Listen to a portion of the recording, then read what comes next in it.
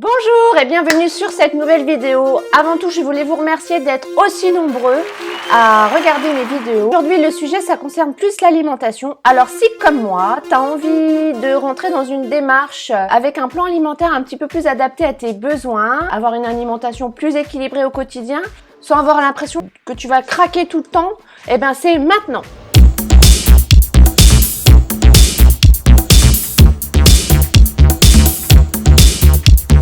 Comment tenir sa diète et ne pas craquer? Les bons petits conseils, je pense que tout le monde les connaît. Alors c'est quoi ces conseils?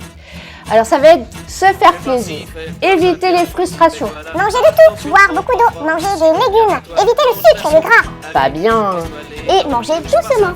Attention au petit déjeuner qui est le repas le plus important de la journée.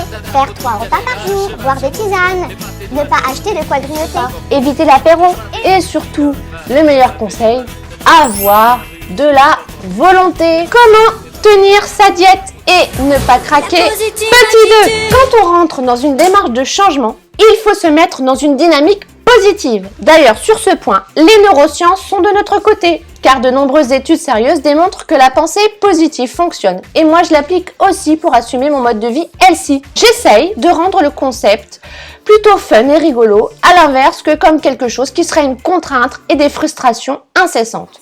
En plus, rentrer dans une démarche nutritionnelle, ça a toujours un côté négatif et pas fun. On est au régime, on est en restriction, on se frustre, on n'a pas le droit à cet aliment, on s'interdit des choses. Donc, dès le départ, moi je zappe tout ça, je me mets dans un contexte positif, mieux, dans un contexte plutôt branché. Déjà, je ne parle jamais de régime. Je dis que je suis en plein coaching. Je parle plutôt de rééquilibrage alimentaire, voire mieux, de plan alimentaire. Moi, je parle pas de sucre, mais plutôt d'hydrates de carbone. Au lieu de dire sans sucre, je dis low carb. Le gras, ça devient les lipides ou la portion lipidique. Le goûter, ça devient la collation.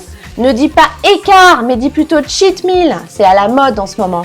Et ne dis pas allégé, mais healthy. Comment tenir ta diète et surtout éviter de craquer? Petit 3, mais qu'est-ce que je mange?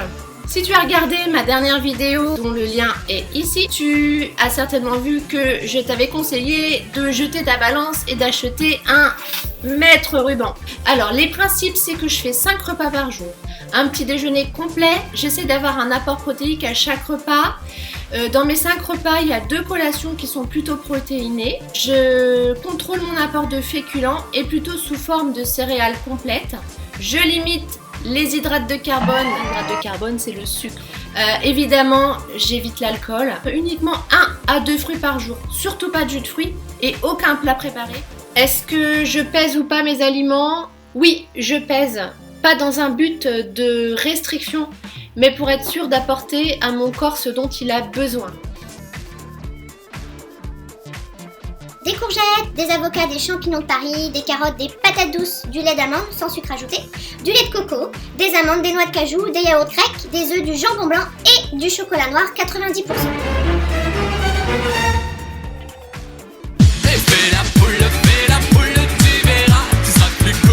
Sur les protéines maigres, moi je mets le focus sur la volaille.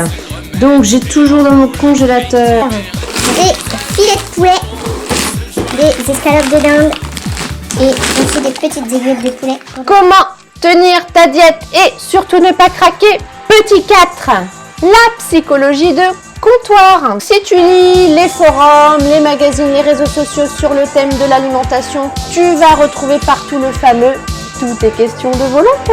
Donc la question c'est, est-ce que ma volonté de faire du bien à mon corps est plus forte que ma volonté de me taper une énorme glace Häagen-Dazs?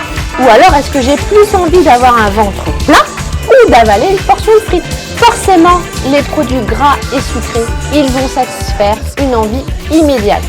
Alors que la satisfaction d'obtenir une meilleure santé, c'est pas immédiat. On va pas avoir de résultats sur le moment. Je n'hésite pas à laisser aller et surtout à appuyer sur le bouton des émotions. Le fonctionnement du corps et surtout le fonctionnement du cerveau, il est basé à 90% sur les émotions. Tu peux transformer ta frustration en victoire. Quand je résiste à un produit gras ou sucré et que je vais faire plutôt une séance de sport, eh bien je suis satisfaite. Moi Le doudou, le rituel, les repères, c'est très important parce que ton inconscient, ton cerveau, il va se repérer à des choses qui sont rassurantes. Ça ne marche pas que chez l'enfant, hein. L'adulte aussi a besoin de repères et de réassurance. D'ailleurs, on le sait, c'est souvent dans les périodes d'angoisse qu'on va craquer sur des choses qui sont très sucrées. Donc si on fait attention à être bien sécure, à bien se rassurer, avec des petits moyens personnels, eh bien ça peut marcher. Moi j'ai plusieurs rituels. Moi j'ai choisi saveur du soir, infusion du Grand Sud réglisse menthe. Ou la menthe, le réglisse, je pense que ça évoque des choses inconscientes chez moi. Ça me rassure et ça donne un petit message à mon cerveau, c'est le repas est terminé. Le côté plaisir aussi, si tu aimes le chocolat noir, tu peux t'accorder 1 voire 2 carrés de chocolat à la fin de chaque repas. Alors, faut pas se taper la tablette. Un bon rituel qui fonctionne beaucoup. Et rien qu'en se baladant 2 minutes sur les réseaux sociaux, on peut se rendre compte comme ça carbure. C'est le fait de prendre en photo et de partager sa bouffe. Moi, je poste pas mes assiettes sur mes réseaux sociaux classiques avec Léa, ma mère, ma soeur, mon frère, mes potes, mes cousins, parce que ça va vite les saouler. Et d'ailleurs, ils m'ont déjà dit que ça les saoulait. Mais tes recettes, elles nous saoulent tous. Tu postes tout n'importe quel repas, tu postes ton petit déj, ton déj et ton dîner, c'est n'importe quoi, arrête. Moi je te conseille de créer un compte ou de poster sur les forums.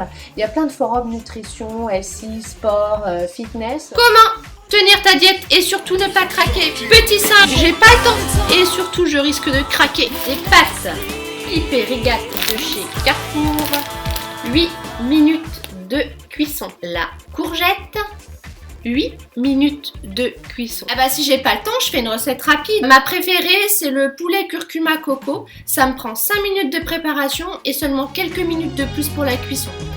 Quand j'ai envie de cuisiner, j'en fais plus. Je fais des recettes pour toute la famille, je me fais des gamelles, je les emmène au boulot, je les réchauffe le lendemain. On échange, on se refile des trucs. Moi, je fais attention à toujours avoir mon congélateur rempli. Alors, on trouve au niveau des protéines, des steaks hachés, plutôt des 5% de matière grasse, du poisson blanc. Au niveau des glucides, donc je vais avoir des fruits, c'est-à-dire des fruits qui sont sans sucre ajouté ou sans jus de fruits ajouté. La patate douce, mon féculent par excellence. Du pain complet pour le matin, les légumes, les asperges vertes, des champignons, des potirons en cubes et du poireau. Les herbes aromatiques, aujourd'hui j'ai choisi du basilic, de la coriandre et de la ciboulette. Petite astuce pour cuisiner les légumes. J'ai toujours des légumes au congélateur et pour les légumes qui se congèlent mal, je les achète à l'avance et j'en râpe plusieurs. Ça me fait toute la semaine, comme ça je peux mettre du coup, je râper un petit peu dans toutes mes recettes. J'ai mon fameux couteau coupe légumes. Et je fais quoi si j'ai envie de craquer? Là, j'ai une mauvaise nouvelle. C'est que si tu as envie de craquer et si tu as envie de sucrer, c'est un peu tard. J'essaye de l'assouvir avec un petit carré de chocolat noir à plus de 80% de cacao ou une tisane, un grand verre d'eau. Bon, j'y crois pas trop. Je reporte ma collation. Les envies, elles découlent souvent des frustrations. Moi, pour éviter les frustrations, en fait, je me fais plaisir. Donc se faire plaisir, ça veut pas dire se taper un McDo dès que t'en as envie. Se faire plaisir, ça veut dire que dans les aliments qui vont être adaptés à ta diète, eh ben, je vais choisir ceux que j'aime. Et moi, j'aime pas les épinards, donc je vais pas en manger. À la place, je vais plutôt manger des potirons, des courgettes. J'aime pas le fromage blanc 0%, donc je vais pas me forcer à manger un fromage blanc 0% en dessert. Non, j'en mange pas, donc j'en achète pas. J'aime pas ça. Le fait de me faire plaisir et d'être satisfait par mes apports alimentaires, bah, ça va éviter les craquages par la suite. Le cheat meal, indispensable pour justement déjà se faire plaisir et éviter d'être trop frustré à long terme. Le cheat meal aussi va relancer le métabolisme. Je pense que si le corps il est tout le temps un petit peu en restriction calorique, et ben à bout d'un moment il va plus dépenser autant de calories. Donc de temps en temps, si on relance un petit peu la machine par un bon cheat, pour moi ça m'aide à repartir et psychologiquement et physiquement. Et voilà, j'espère que la vidéo t'a plu et surtout j'espère que tu as pu retirer 1 ou 2 conseils pour maintenir ta diète à long terme et surtout pour éviter de craquer. Si ça t'a plu, n'oublie pas de mettre un pouce en l'air et n'oublie pas de t'abonner et surtout n'oublie pas d'appuyer très souvent sur le bouton des émotions.